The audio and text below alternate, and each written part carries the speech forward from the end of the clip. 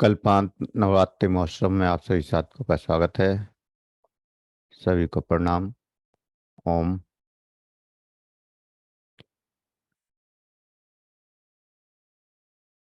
नवरात्रि साधना के लिए आप सभी किसी भी आसन में सहज होकर बैठ जाएं।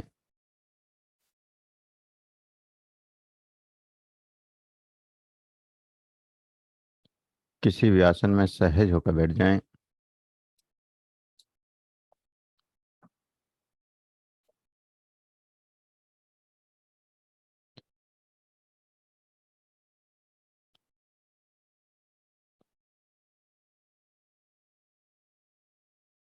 किसी भी आसन में सहज होकर बैठ जाएं।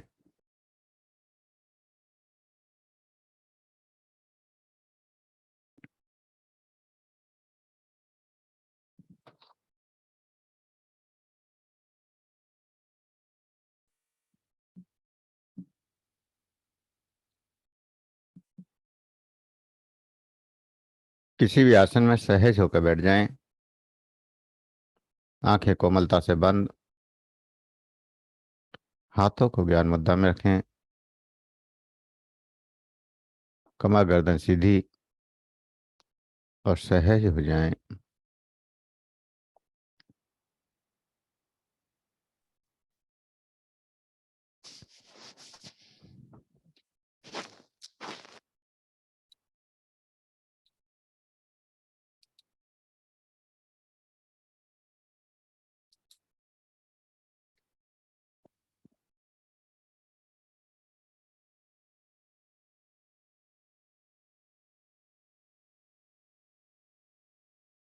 सहज।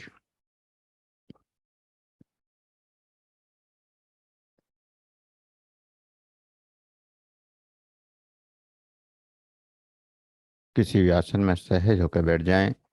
आंखें कोमलता से बंद। हाथों को ज्ञान मुद्रा में रखें। कमर गर्दन सीधी।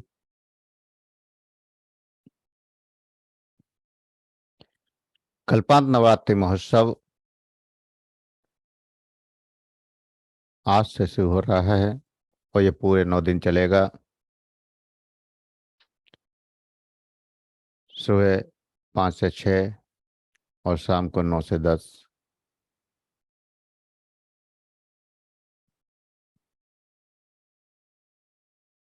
इन 9 दिनों में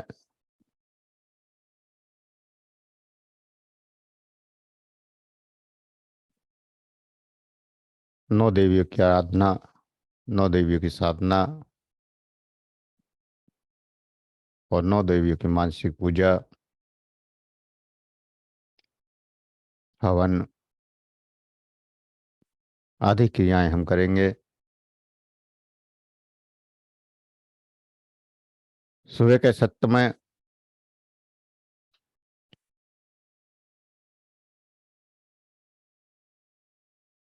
देवी के बीज मंत्र से हवन होगा और शाम के सत्र में सप्तशती के बीज मंत्रों से। तो आज की साधना के लिए सहज होकर बैठे रहें। आंखें कोमलता से बंद रखें। सहज हो जाएं। जो श्वास अंदर जा रही है, जो श्वास बाहर आ रही है, उसका एहसास करें। अंदर जाने वाली श्वास और बाहर आने वाली श्वास।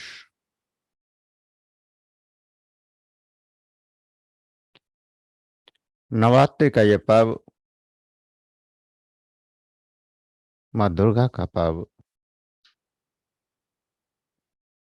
और 9 दिन 9 विशेष रूपों की पूजा, उपासना, साधना।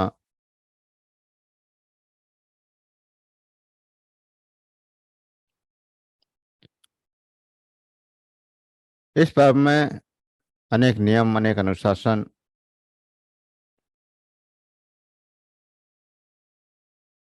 और कर्मकांड का प्रयोग किया जाता है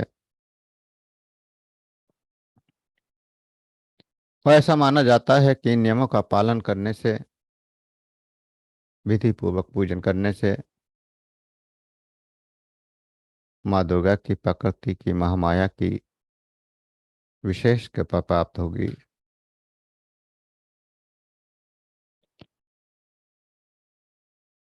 कल्पांत दुर्गा साधना में यहाँ कोई नियम नहीं है।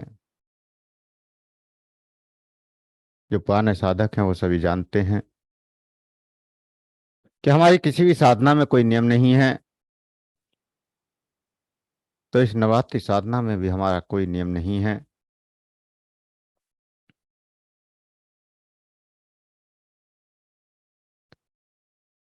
नवरात्रों में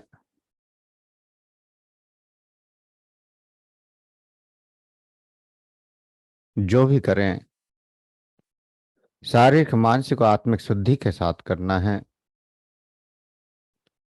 विश्वास के साथ करना है, श्रद्धा के साथ करना है।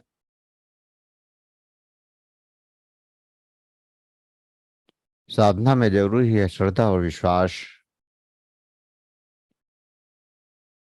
कोई भी कार्य जब हम श्रद्धा और विश्वास के साथ करते हैं तो हमारी इच्छाएं पूर्ण हो जाती हैं। और अगर श्रद्धा और विश्वास नहीं है तो आप कितना भी कर्म कांड करते रहें, कितने भी मंत्रों का जाप करते रहें, कोई फल मिलने वाला नहीं है।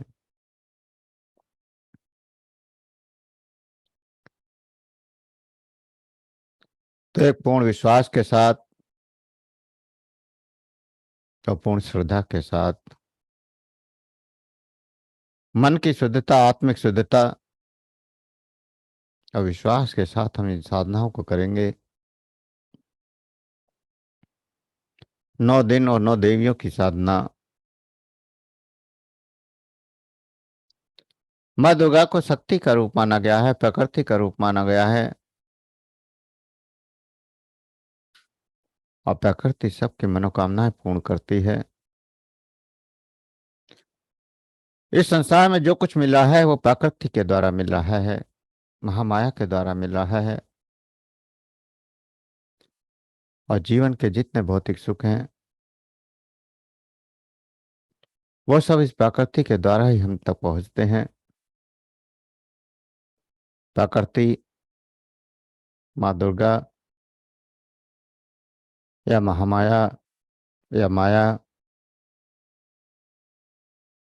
कुछ भी नाम लें,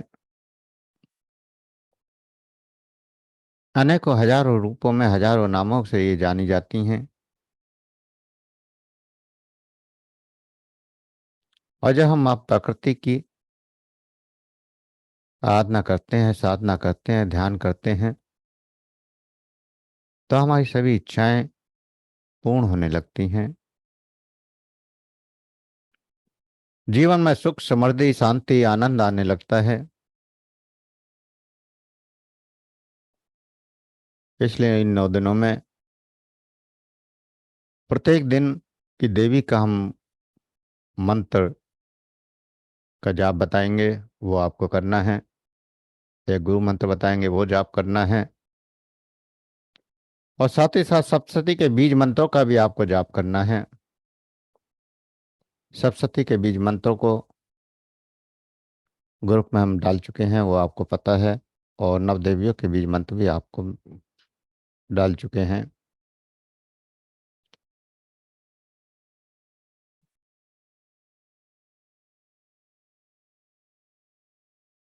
तो जब हम नवरात्रि की बात करते हैं तो हमारा दिमाग, हमारा मस्तिष्क में केवल पूजा पाठ, आरती, अर्चना, व्रत यहीं तक सीमित रह जाते हैं।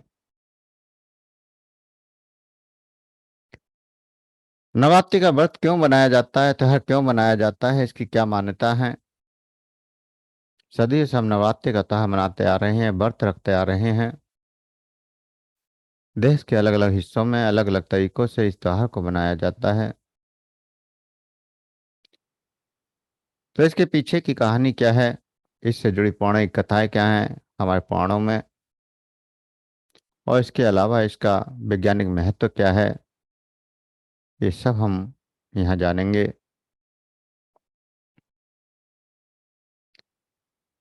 तो महिषासुर नाम का एक बड़ा ही शक्तिशाली राक्षस था। वो अमर होना चाहता था, और उसी इच्छा से चलते उसने ब्रह्म को माँ की कठोर तपस्या की। और उसकी तपस्या से खुश होकर ब्रह्मा जी ने उससे कहा कि जो वर मांगो वो मांग सकते हो। तो महिषासुर ने अपने लिए अमर होने का वरदान मांगा।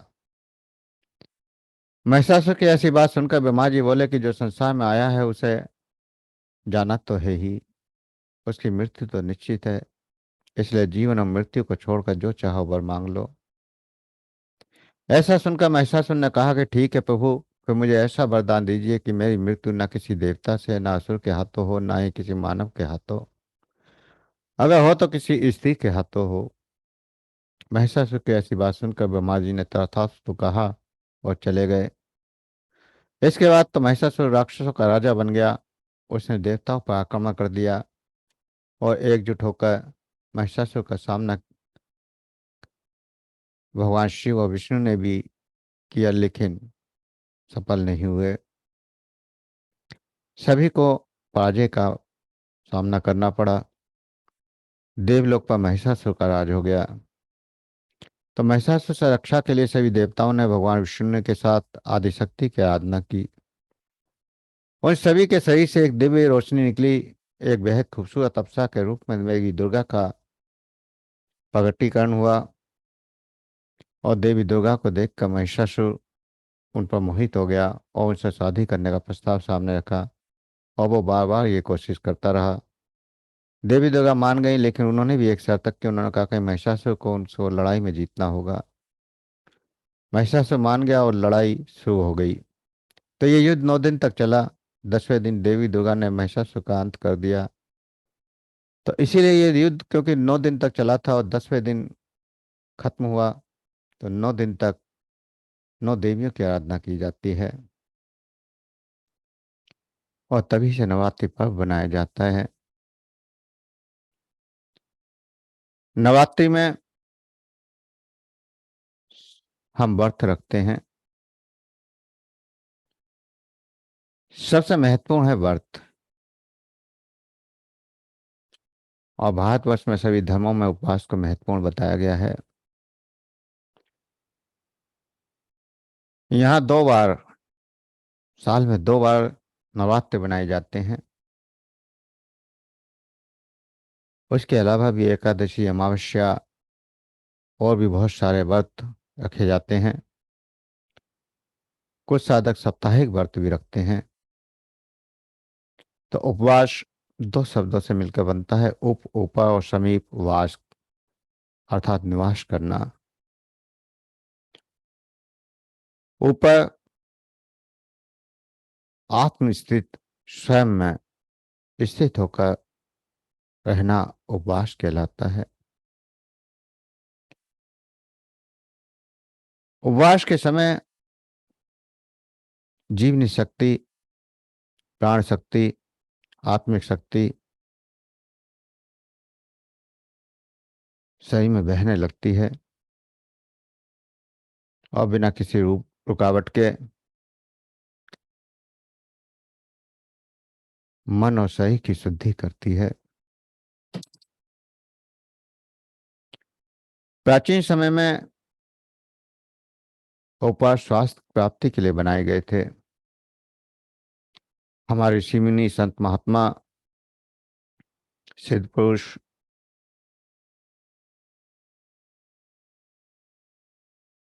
इन्होंने इनको धर्म के साथ जोड़ दिया, जिससे आस्था के साथ लोग स्वास्थ्य का लाभ ले सकें। परंतु आज के समय में मनुष्य ने उपवास को स्वास्थ्य सिद्धि का साधन मान लिया है। साथ ही ये केवल परंपरा और रिवाज बनकर रह गए हैं। नवरात्रि साधना से पहले हमें ये जानना जरूरी है कि उपवास कैसे किया जाए, व्रत कैसे किया जाए। क्योंकि जब नवरात्रि की बात आती है तो सबसे पहले व्रत की बात आती है। नवरात्रि का व्रत करेंगे, 9 दिन का व्रत करेंगे, 9 दिन का उपवास रखेंगे।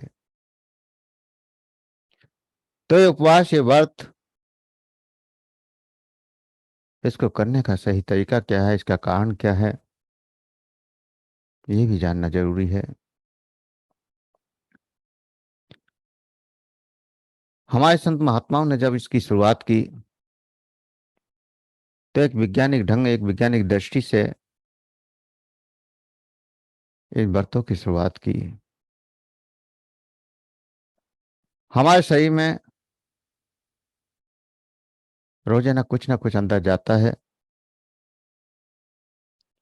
जो भी भोजन, जो भी पदार्थ हम सेवन करते हैं, उससे कुछ ना कुछ गंदगी भी इकट्ठी होती है। 6 महीने तक लगातार भोजन करने से शरीर में जो दूषित पदार्थ, विजातीय तत्व, टॉक्सिन इकट्ठे हो जाते हैं, वो 9 दिन में उपवास के द्वारा शरीर से बाहर निकल जाएं। जो शरीर में विष, जहर, टॉक्सिन इकट्ठे हुए हैं, वो शरीर से बाहर निकल जाएं और शरीर पूर्णतः स्वस्थ हो जाए, ऐसी व्यवस्था संत महात्माओं ने की। और इसलिए नवरात्रि का चलन शुरू हुआ। और साथ ही साथ हवन, यज्ञ अनेक औषधियों से किया जाता है, जिससे घर का वातावरण शुद्ध हो जाता है। व्रत करने से शरीर के पाचन संस्थान को भी विश्राम मिल जाता है, पाचन अंगों को शक्ति मिलती है। हर वक्त जो पेट खराब रहता है, गैस बनती है, एसिड बनता है, पेट संबंधी समस्याएं होती हैं, और साथ ही साथ उससे और भी बहुत सारी बीमारियां पैदा होती चली जाती हैं, वो सभी बीमारियों में इससे लाभ होता है। और जब हम भोजन करना बंद कर देते हैं, शरीर में शुद्धता आनी शुरू होती है, शरीर के टॉक्सिन, विष बाहर निकलना शुरू होते हैं, तो हमारे अंदर भी, हमारी मानसिक स्थिति में भी सुधार होने लगता है। हमारे विचार भी सात्विक होने शुरू हो जाते हैं, हमारे अंदर शांति और आनंद की प्राप्ति होने लगती है। और उस समय हमारी चेतना उस परम तत्व को पाने की ओर आकर्षित होने लगती है,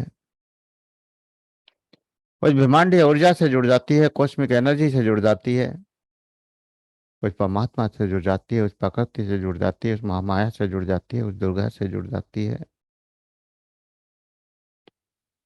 और जब हमारी चेतना उस परमात्मा से जुड़ जाती है, तो हमारी सभी इच्छाएं पूर्ण होने लगती हैं। उपवास, व्रत का सही तरीका है केवल पानी का सेवन। पानी शरीर के जितने भी टॉक्सिन होते हैं उन्हें बाहर निकाल देता है।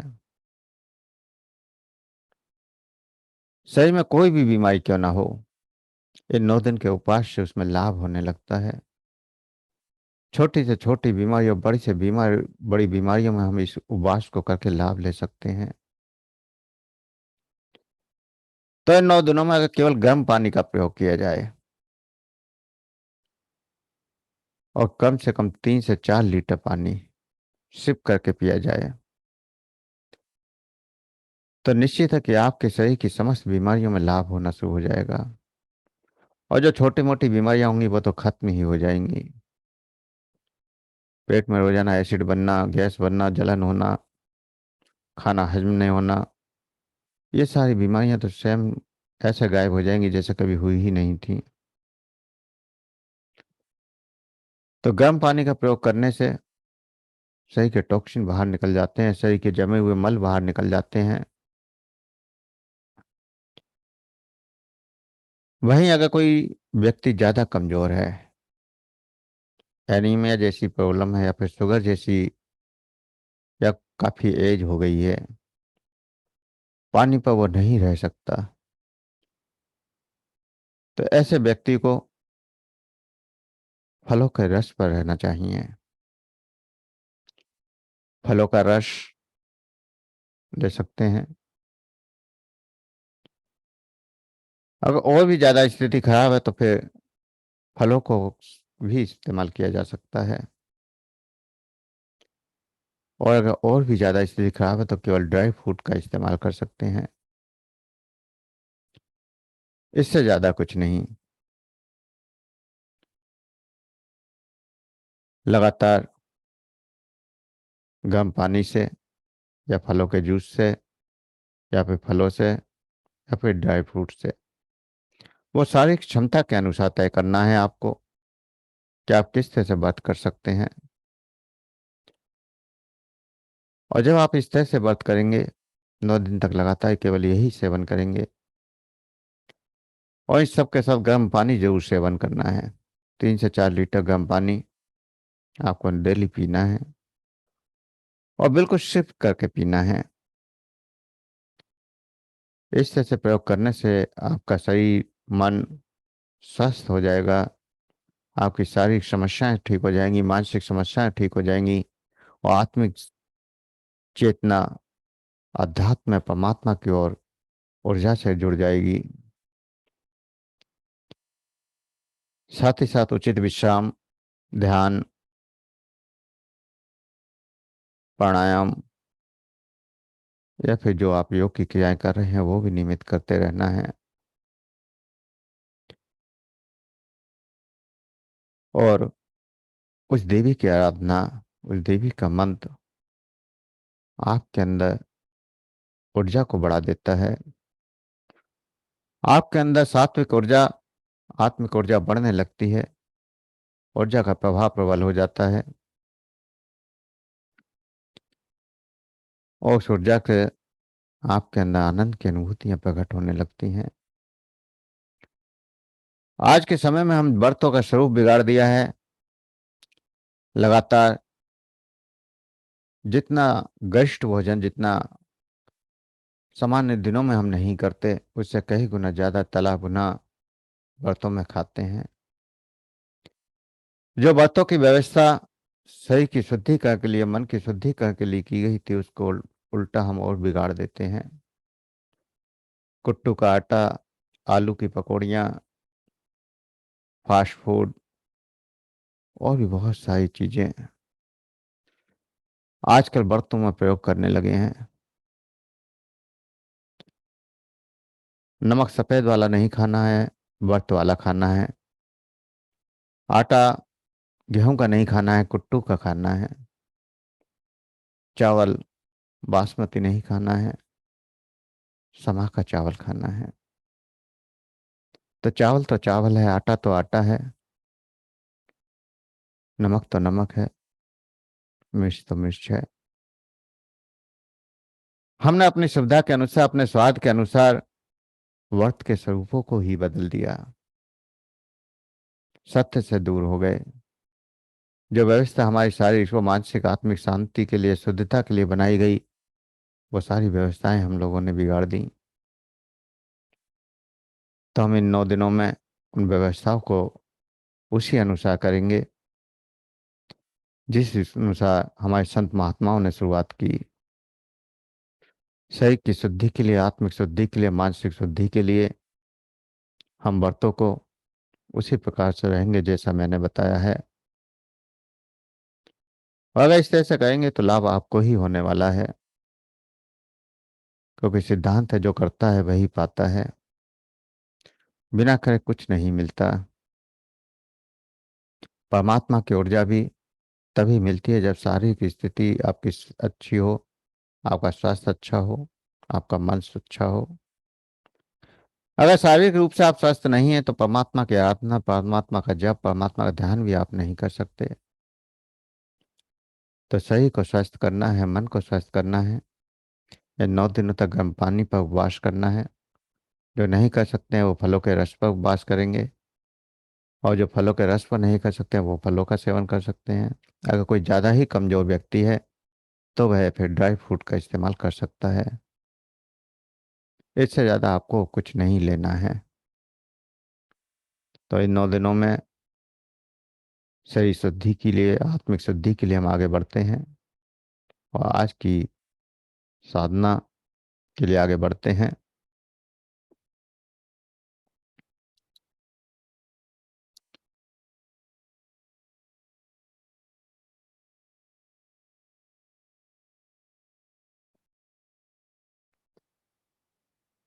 दुर्गा मानस पूजा। शास्त्रों में कहा गया है कि पूजा अगर हम भौतिकता में करते हैं, कर्मकांड करते हैं, उससे कई गुना ज्यादा फल मानस पूजा में मिल जाता है। पूजा को 1000 गुना शक्तिशाली मानस पूजा से बनाया जा सकता है। जीवन की हर इच्छा को हम मानस पूजा के द्वारा पूर्ण कर सकते हैं। और मानस पूजा एक ऐसी पूजा है जिसको करने के बाद कुछ बाकी नहीं बचता। तो इन 9 दिनों में हम दुर्गा के अनेक रूपों की मानस पूजा करेंगे। मन कल्पित श्रद्धा और विश्वास के साथ यदि एक पुष्प भी देवी को भेंट कर दिया जाए तो वो करोड़ों बाहरी फूलों के बराबर होता है। इसी प्रकार मानस चंदन धूप दीप नैवेद्य भी देवी को करोड़ों गुना अधिक संतोष दे सकते हैं। इसलिए मानस पूजा सर्वोपरि है। कभी भी कोई देवी या देवता या किसी भी शक्ति को, किसी भी ऊर्जा को, किसी भौतिक वस्तु की जरूरत नहीं है, क्योंकि वो तो सब पदार्थों के स्वयं ही जननी है। प्रकृति, वसुंधरा, धरती, उसको हम क्या दे सकते हैं? सब कुछ तो उसने दिया है। जो कुछ भी हम अर्पण करते हैं सब कुछ उसका ही तो दिया है। और जब सब कुछ उसका ही दिया है तो हम उसको क्या दे सकते हैं? हम दे सकते हैं तो केवल भाव, अपने अंदर का विश्वास, अपने अंदर की श्रद्धा। और संसार में ऐसे दिव्य पदार्थ उपलब्ध नहीं है जिससे माँ माया की पूजा की जा सके, क्योंकि सारे पदार्थ उसी ने दिए हैं। और उसके दिए हुए उसी को दे दिए जाएं तो उसका कोई महत्व नहीं होता। इसलिए मानस पूजा सर्वोपरि है। और फिर बाहरी पूजा के लिए बहुत सारी भागदौड़, बहुत सारी तैयारियां करनी पड़ती हैं, बहुत सारी कठिनाइयां भी होती हैं। कई बार साधक के पास पैसा नहीं होता, लेकिन फिर भी वो कर्ज करके बाहर से बहुत सारी चीजें इकट्ठी कर ले और फिर देवी की पूजा करे तो उसकी पूजा व्यर्थ जाती है, कोई फायदा नहीं है। और जब कष्टों से कोई कार्य किया जाता है तो उसमें भाव भी खत्म हो जाता है। जो मात्र शक्ति के साथ, परमात्मा के साथ एक प्रेम का संबंध बनना था, वो भी टूट जाता है।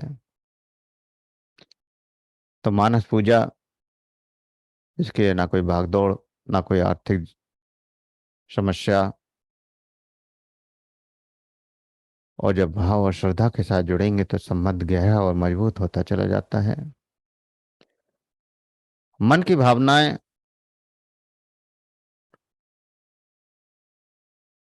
और भावनाओं से अर्पण, जो कुछ भी आप करते हैं उसका अनंत फल आपको मिल जाता है। तो ये ऊर्जाएं, ये इच्छाएं सब भावनाओं से ही पूर्ण होती हैं। और इस तरह से पूजा करने में जितना भी समय लगाते हैं उतना समय भाई आपका अंत्य जगत की यात्रा में बीतता है। मानस पूजा समाधि की ओर ले जाती है, परमात्मा की ओर ले जाती है, आनंद और शांति का अनुभव कराती है और साक्षात देवी के दर्शन भी कराती है। तो माँ भगवती की, दुर्गा की, जगदीश्वरी महामाया की मानस पूजा करते हैं तो सभी को सबसे पहले स्नान करना है। कल्पना करनी है कि हिमालय के शीतल जल में या हरिद्वार के गंगा जल में या त्रिवेणी के घाट पर उस गंगा जल से, अमृतमय जल से आप स्नान कर रहे हैं। स्वयं को उस गंगा में स्नान करते हुए महसूस करना है। उस अमृतमय जल में हरिद्वार के घाट पर या फिर इलाहाबाद की त्रिवेणी का घाट, हिमालय का शीतल जल और उसकी शीतलता का एहसास करना है पूरे भाव के साथ।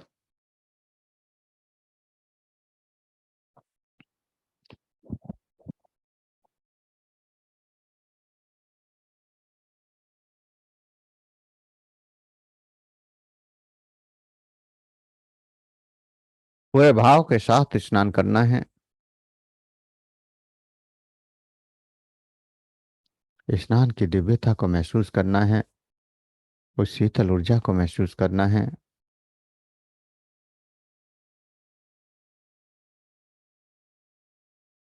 महसूस करना है कि वो शीतल जल आपके ऊपर गिर रहा है और आपके चारों ओर एक गोल्डन रंग या सफेद रंग या नीला सतरंगी रंग उस शीतल ऊर्जा का बन रहा है।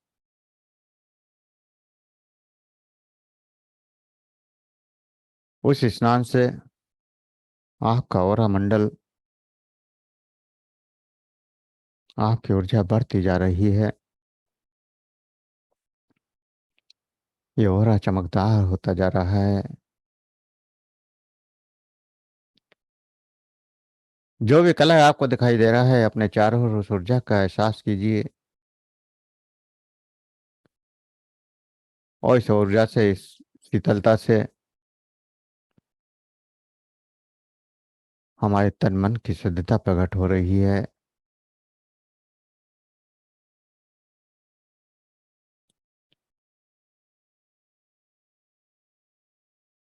स्नान करने के बाद तैयार होना है, जैसे हम घर में किसी प्रोग्राम के लिए तैयार होते हैं। मन में स्वयं को अपने अंदर अंत जगत में तैयार होता हुआ देखें। सुंदर वस्त्र पहनने हैं, सुंदर से सुंदर श्रृंगार करना है। 16 श्रृंगार। हम उस माँ जग जननी के दर्शन को तैयार हो रहे हैं, महामाया के दर्शन को तैयार हो रहे हैं, तो हमें 16 श्रृंगार करने हैं। हमें अपनी आत्मा को ज्ञान, विवेक, सत्य, संतोष, प्रेम, धीरज, निर्दोषा, दया, क्षमा, शीतला, शी- शीतलता, निष्कर्मा, त्याग, वैराग्य, शांति, भक्ति, मित्र क्षमता का श्रृंगार कराना है। और माँ जगदीश्वरी की प्राप्ति के लिए भक्त में ये 16 आभूषण अनिवार्य हैं। तत्व ज्ञान, विवेक, सत्य का भाषण, परमात्मा के दिए में संतोष और उस परमेश्वर की इच्छा, प्रेम भाव से भक्ति और सभी से मधुर भाषा में बात, धैर्य रखना। जो भी ज्ञान मिला है उसकी सफलता के लिए तैयार रहना, कभी फल की जल्दी न करना, किसी के साथ धोखा नहीं करना, सबके साथ दया का भाव। भक्त और संत का आभूषण क्षमा भी है, तो सबको क्षमा करना, शील स्वभाव, निष्काम भाव से शारीरिक सांसारिक लाभ की प्राप्ति करें। त्याग की भावना, त्याग का होना और संसार को आसार और अपने जीवन को स्थायी मान जानकर माँ भगवती के प्रति विशेष लगाव मोक्ष के लिए अति आवश्यक है। भक्त का विशेष गुण शांति, आनंद और सात्विकता। तब प्रत्येक व्यक्ति के साथ मित्र के समान व्यवहार और इन 16 श्रृंगारों के साथ तैयार होना है और संकल्प करना है, क्योंकि बिना संकल्प के कोई भी पूजा अधूरी मानी जाती है। इसलिए संकल्प करना है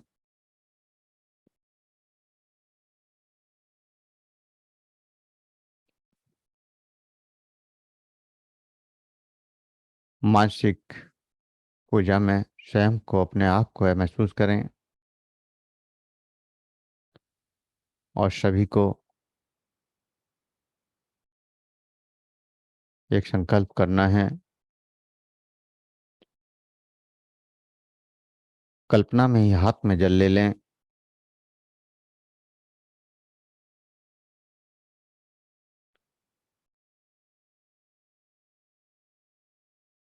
हाथ में जल लेकर उसमें पुष्प पड़े हैं, अक्षत भी पड़े हैं।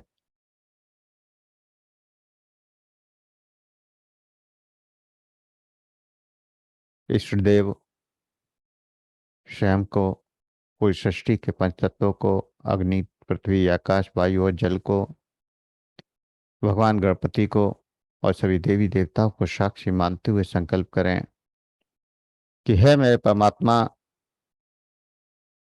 हे श्री गणेश, हे मेरे इष्ट देव, हे मेरे गुरुदेव, हे ब्रह्मांड के सभी देवी देवताओं, संत महात्माओं, मैं आप सबकी वे महामाया जगत जननी की सभी की विभिन्न इच्छाओं की पूर्ति के लिए, वे सभी के कल्याण के लिए, सभी की निरोगता के लिए ये पूजा कर रहा हूँ या कर रही हूँ। आप सभी का सभी प्रकार से कल्याण करें और मेरी पूजा पूर्ण कराएं। अगर किसी विशेष कार्य के लिए आप पूजा कर रहे हैं या नवरात्रि साधना कर रहे हैं तो उसके लिए कहें कि मेरा ये कार्य पूर्ण हो जाए, और संकल्प को पूरा करने के लिए उस शक्तियों से प्रार्थना करें और उसके बाद जल को वहीं पृथ्वी पर अर्पण कर दें। अब एक स्वर्ण मंदिर की कल्पना करनी है। एक स्वर्ण का मंदिर जो इतना विशाल है कि पूरी पृथ्वी पर फैला हुआ है। उसकी दीवारें संपूर्ण रत्नों से निर्मित हैं। लाल झंडे की पताका लहरा रही है और उस मंदिर में एक आसन पर विराजमान होना है। सभी को अपना अपना आसन ग्रहण करना है इस मन मंदिर में। पुराने साधक सब जानते हैं इस मन मंदिर की रचना कई वर्ष पहले ही पूर्ण हो चुकी है। जो नए साधक हैं उनके लिए इस मन मंदिर की कल्पना करनी है, इस मन मंदिर को जागृत करना है। एक विशाल मंदिर जो पूरी पृथ्वी पर फैला हुआ है, संपूर्ण द्वार रत्नों से निर्मित हैं, लाल झंडे की पताका है और इस मंदिर में चारों तरफ आसन बिछे हुए हैं। उन आसनों में आप सबको बैठना है और मंदिर में मुक्त मणियों से मणित जड़ रतन जड़ित स्वर्ण सिंहासन को स्थापित करना है और उसमें रेशम का कपड़ा बिछाना है। सब कुछ कल्पना में करते चले जाएं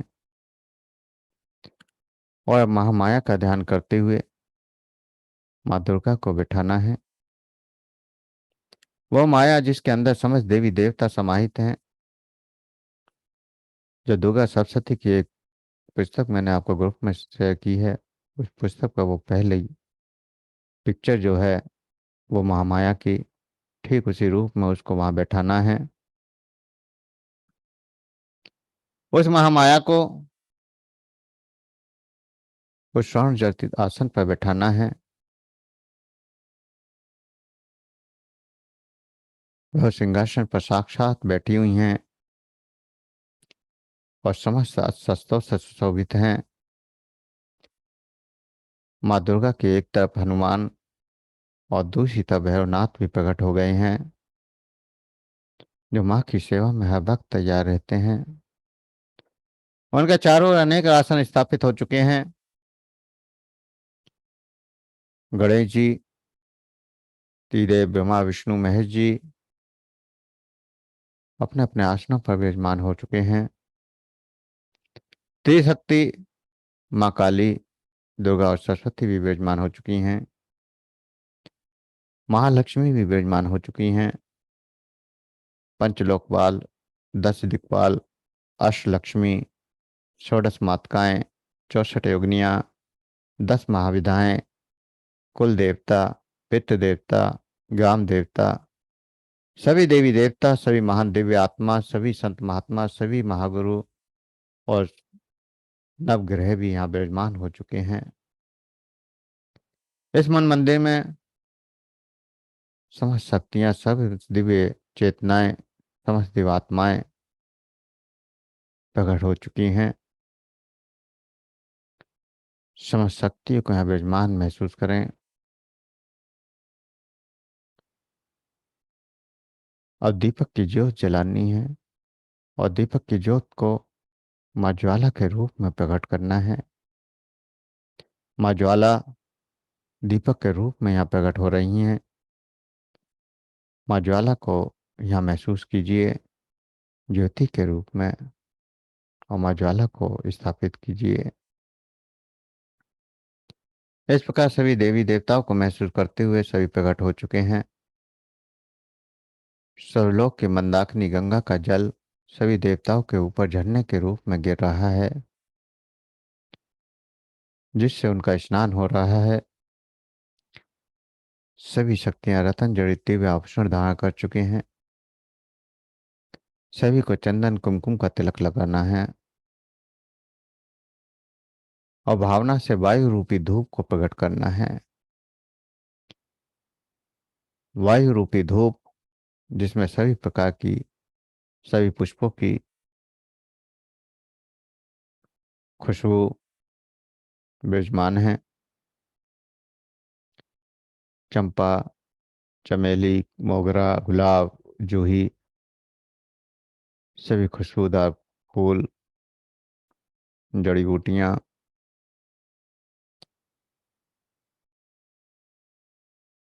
उस वायु के द्वारा उनकी खुशबू इस मन मंदिर में बहने लगी है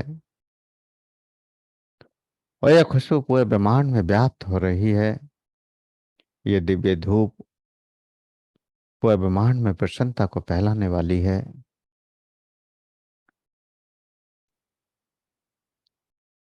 अब एक कलश की स्थापना करनी है, घट की स्थापना करनी है। एक रतन मणियों से जड़ित स्वर्ण कलश की कल्पना करें और इसमें गंगा, जमुना, सरस्वती, त्रिवेणी का जल, 7 समुद्रों का जल, 7 नदियों का जल, 7 कुओं का जल भरें और 27 नक्षत्र व नवग्रहों की औषधियों को इसमें डालें।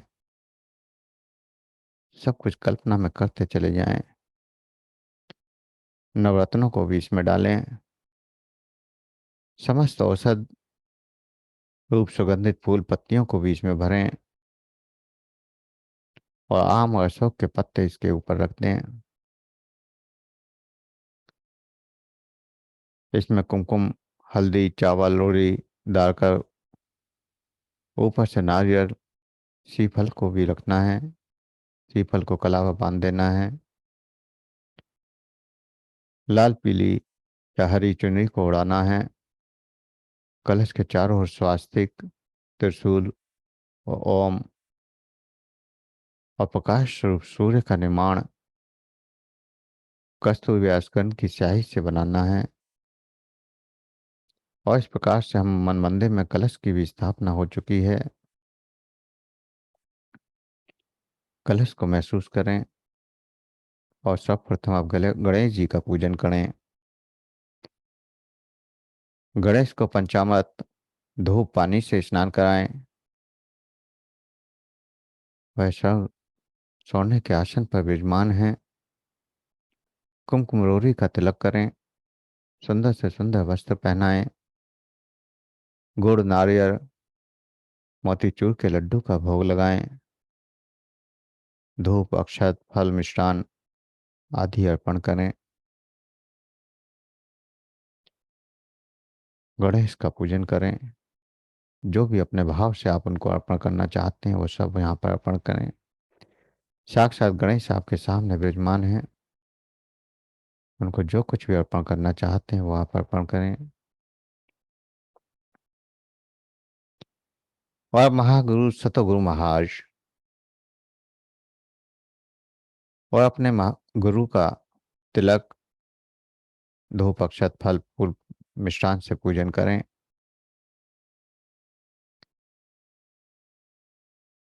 गणेश के बाद गुरु का पूजन और महागुरु सतगुरु महाराज का पूजन।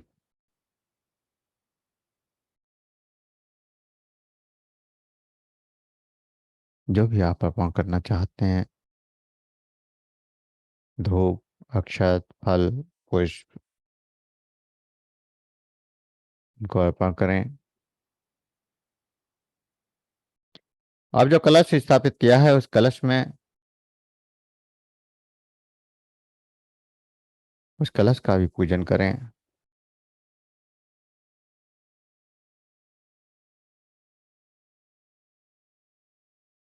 धूप दीप अक्षत पुष्प मिष्ठान फल सबसे कलश का भी पूजन करें।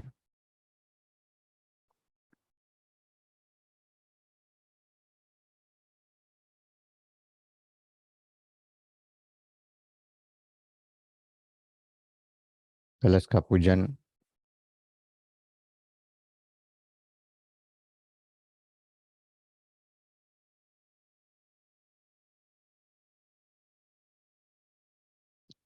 और कलश के पूजन के बाद कुल देवता पितृ देवता ग्राम देवता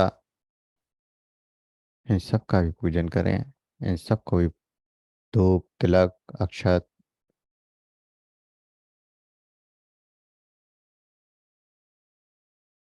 कामधेनु गाय के दुग्ध से निर्मित पंचामृत फल फूल मिष्ठान जो कुछ चाहे वो सब कुछ अर्पण करें।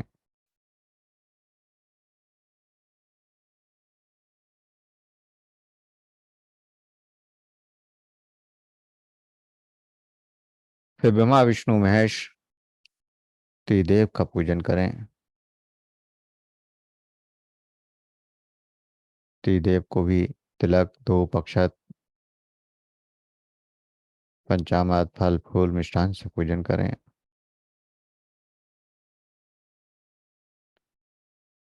नवग्रहों की पूजा करें।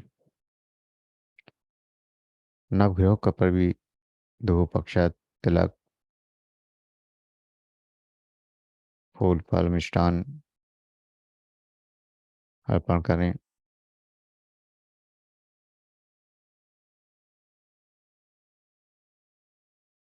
पंच लोकपाल और 10 दिक्पालों का भी पूजन इसी प्रकार करें। सबका पूजन करते जाएं।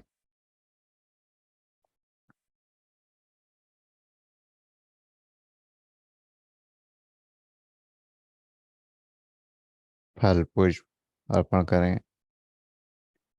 अष्टलक्ष्मी का पूजन करें।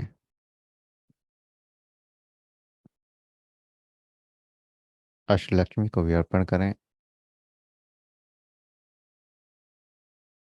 धूप दीप पुष्प फल फूल षोडश माताओं का पूजन करें।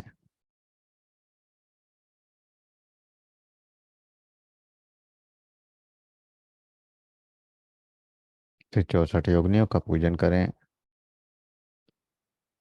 सबका धूप अक्षत कामधेनु गाय के दुग्ध से निर्मित पंचामृत फल फूल मिष्ठान अर्पण करें। 10 महाविद्याओं का पूजन करें।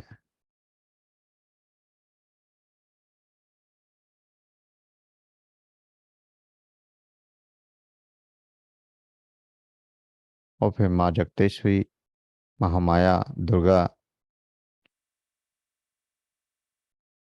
उसका पूजन करें।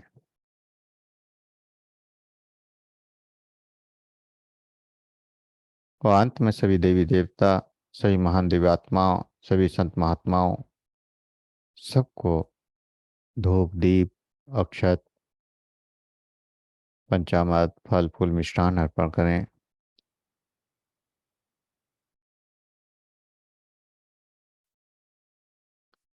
इस प्रकार समस्त का पूजन हो चुका है।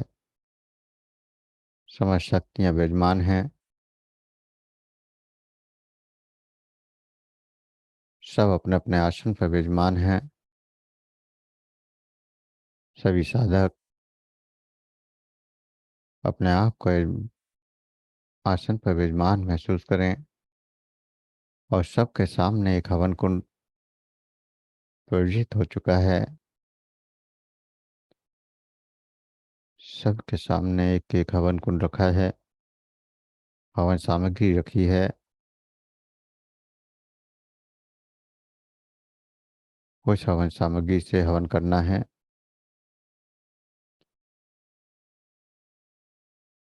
5 बार सबसे पहले गणेश मंत्र की आहुतियाँ। ओम गणेशाय नमः स्वाहा। 5 आहुतियाँ गणेश मंत्र से उस हवन में डालें। ओम गणेशाय नमः स्वाहा। ओम गणेशाय नमः स्वाहा। ओम गणेशाय नमः स्वाहा। ओम गणेशाय नमः स्वाहा। ओम गणेशाय नमः स्वाहा। उसके बाद 5 आहुतियाँ गुरु मंत्र की। ओम अलग शब्द स्वरूपी जगतेश्वर सतगुरु परमात्माय नमः। ओम अलग शब्द स्वरूपी जगतेश्वर सतगुरु परमात्माय नमः। ओम स्वाहा। ओम अलग शब्द स्वरूपी जगतेश्वर सतगुरु परमात्माय नमः। ओम स्वाहा। ओम अलग शब्द स्वरूपी जगतेश्वर सतगुरु परमात्माय नमः। ओम स्वाहा। ओम अलग शब्द स्वरूपी जगतेश्वर सतगुरु परमात्माय नमः। ओम स्वाहा। ओम अलग शब्द स्वरूपी जगतेश्वर सतगुरु परमात्माय नमः। ओम स्वाहा। उसके बाद सबके लिए एक साथ आहुतियाँ देंगे। नवग्रह, पंचतत्व, पंचलोकपाल, 10 दिक्पाल, 16 मातृकाएँ, 64 योगिनियाँ, अष्टलक्ष्मी, 10 महाविधाएँ, इन सबको ओम श्रवण माह से आहुतियाँ देंगे। 5 आहुतियाँ। ओम श्रवण माह स्वाहा। ओम श्रवण माह स्वाहा। ओम श्रवण माह स्वाहा। ओम श्रवण माह स्वाहा। ओम श्रवण माह स्वाहा। अब आज की देवी माँ शैलपुत्री, शैलपुत्री का ध्यान करते हुए उसके मंत्र से 11 आहुतियाँ। शैलपुत्री का मंत्र ओम ऐं ह्रीं श्रीं क्लीं माँ शैलपुत्री नमः। मंत्र आपको सबको दिए गए हैं।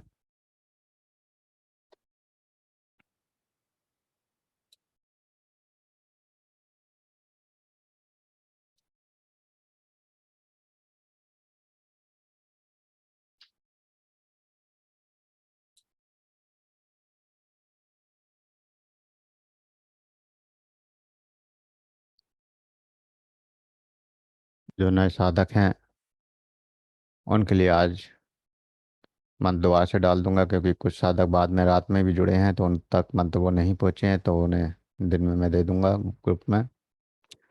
तो ओम ऐं ह्रीं क्लीं शैलपुत्रे नमः से 11 आहुतियाँ। ओम ऐं ह्रीं क्लीं शैलपुत्रे नमः स्वाहा। ओम ऐं ह्रीं क्लीं शैलपुत्रे नमः स्वाहा। ओम ऐं ह्रीं क्लीं शैलपुत्रे नमः स्वाहा। ओम ऐं ह्रीं क्लीं शैलपुत्रे नमः स्वाहा। ओम ऐं ह्रीं क्लीं शैलपुत्रे नमः स्वाहा। ओम ऐं ह्रीं क्लीं शैलपुत्रे नमः स्वाहा। ओम ऐं ह्रीं क्लीं शैलपुत्रे नमः स्वाहा। ओम ऐं ह्रीं क्लीं शैलपुत्रे नमः स्वाहा। ओम ऐं ह्रीं क्लीं शैलपुत्रे नमः स्वाहा। ओम ऐं ह्रीं क्लीं शैलपुत्रे नमः स्वाहा। ओम ऐं ह्रीं क्लीं शैलपुत्रे नमः स्वाहा। इस प्रकार 11 आहुतियाँ प्रथम दिवस की, प्रथम देवी की।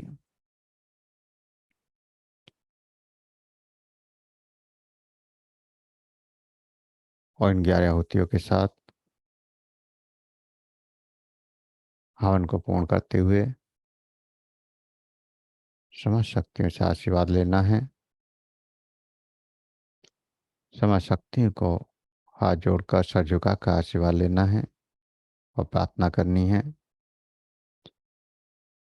कि हे मेरे इष्ट देव, हे मेरे गुरुदेव, है ब्रह्मांड के समस्त देवी देवताओं, संत महात्माओं,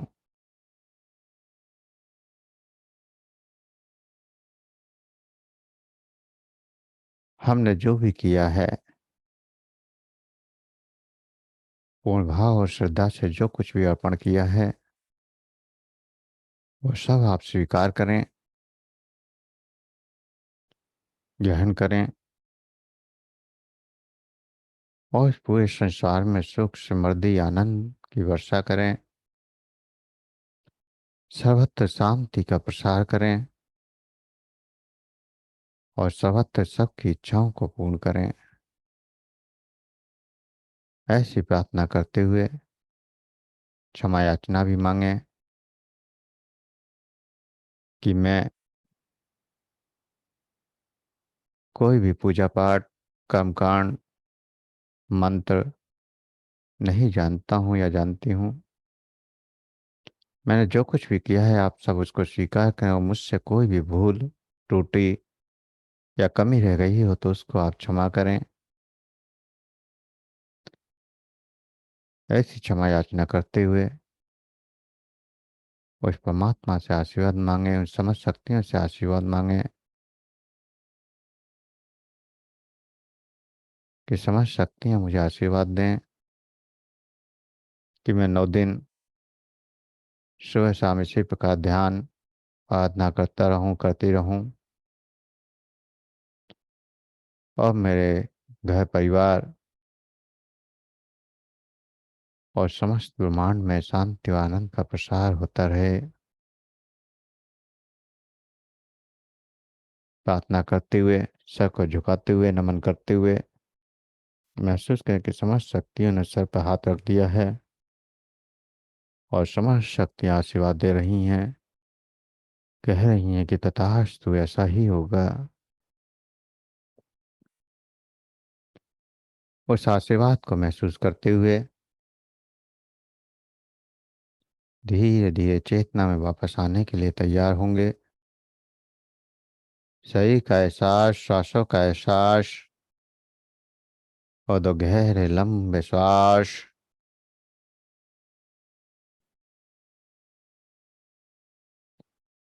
2 गहरे लंबे श्वास। हाथों की उंगलियों में हलचल करें, हथेलियों को रब करें, गर्म करें, आंखों पर लगाएं, चेहरे पर लगाएं, और धीरे धीरे आंखें खोलते हुए चेतना में वापस आ जाएं।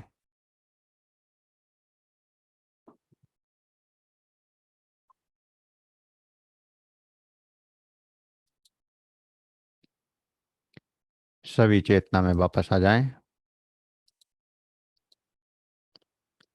अब किसी साधक का अगर कोई क्वेश्चन है तो पूछ सकते हैं, किसी को कुछ कहना हो तो कह सकते हैं।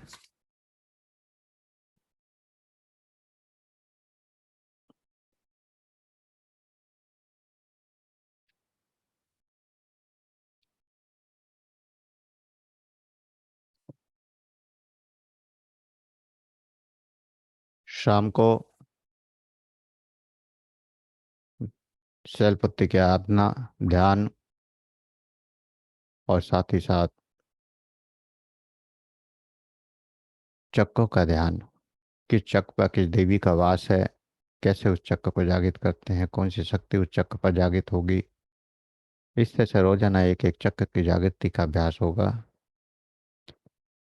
और जो सप्तशती के बीज मंत्र, उनसे हवन होगा। हवन पूर्णतः मानसिक होगा। 9वीं वाले दिन अंत में भौतिक हवन करवाएंगे। बाकी 8 दिन तक पूरी साधना इसी तरह मानसिक रूप में होगी। अगर किसी साधक का कोई क्वेश्चन है तो पूछ सकते हैं, किसी को कुछ कहना हो तो कह सकते हैं। हेलो। जी प्रभु जी बताएं। हाँ जी सर। सर हाँ, मैं ये पूछा सर, ये वैसे नवरात्रा सर 2-3 दिन के भी कर सकते हैं कि सर? जितने दिन की इच्छा हो उतने दिन के करिए। अच्छा सर, जैसे फर्स्ट के 2 दिन कर लिए, लास्ट का 1 दिन कर लिया, ऐसे हो सकता है सर? बिल्कुल हो सकता है, जैसे चाहें आप वैसे कर सकते हैं, कोई नियम नहीं है, कोई बंधन नहीं है। अच्छा अच्छा। मैं जिस तरह से हमने बताया उस तरह से करिएगा, व्रत को उस हिसाब से रखिएगा। तो काफ़ी कुछ लाभ उठा पाएंगे।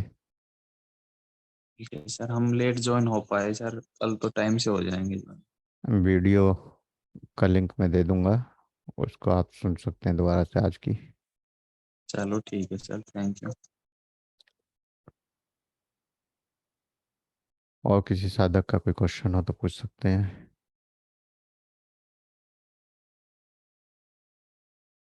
या किसी को कुछ कहना हो तो कह सकते हैं।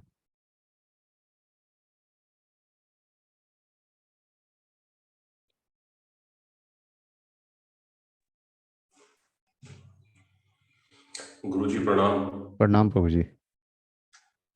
योगेश गोयल बोल रहा हूँ गुरुजी, जी रुड़की से। जी प्रभु जी। अ, काफी दिनों के बाद फिर पुनः आपसे जुड़ने का सौभाग्य प्राप्त हुआ, और आज दिव्य शक्तियों का एहसास हुआ। और जो जिस यात्रा पे आप लेके चल रहे हैं हम सब, तो अवश्य हम सबका भी कल्याण होगा, जगत का भी कल्याण होगा, और आपका आशीर्वाद प्राप्त होगा, ईश्वर का आशीर्वाद प्राप्त होगा। इसके लिए बस आपको कोटि कोटि धन्यवाद करना है, आपको प्रणाम करना चाहता हूँ। धन्यवाद गुरु जी, प्रणाम। प्रणाम ओम। तो सब परमात्मा की कृपा है, उसकी कृपा बरस रही है, और इन 9 दिनों में 9 देवियों की कृपा भी सब पर बरसेगी। शाम की साधना में देवियों के दर्शन भी आपको होंगे, तो सब लगातार करते रहें। अभी ऐसे शाम की साधना में गुरु जी केवल मानसिक हवन करें या सब कुछ मानसिक ही रहेगा, ऐसे अच्छा, ही चलेगा, जैसे ये चल रहा है वैसे ही चलेगा। साक्षात वाला केवल अंतिम दिन करेंगे हम लोग? हाँ, पूरे 8 दिन तक लगातार मानसिक होगा, 9वें दिन जो है आखिरी दिन हवन करवाएंगे भौतिकता में सामग्री से। ठीक ठीक है जी गुरु जी, प्रणाम। प्रणाम ओम।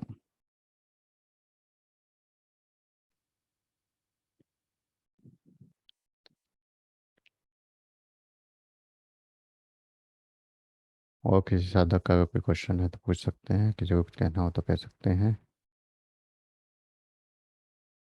सभी साधक शाम को सही समय से ज्वाइन करें। 9 बजे सही प्रोग्राम शुरू हो जाएगा। आपको पौने 9 बजे 8:50 पे ज्वाइन कर लेना है। 10 मिनट पहले सबको ज्वाइन करने की कोशिश करनी है। ऐसे ही सुबह को 4:50 पर ज्वाइन कर लेना है।